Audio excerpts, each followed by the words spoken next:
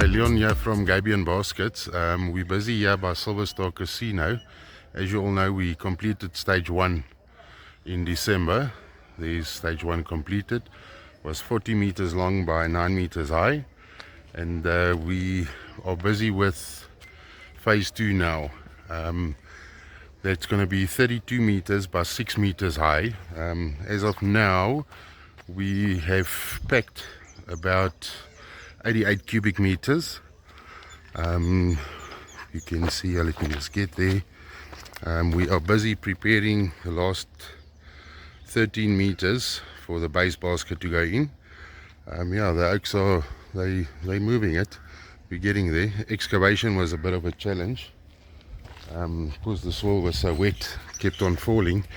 You can see behind there. That's collapsed quite a bit, but we sorted it all out. It's all stable now.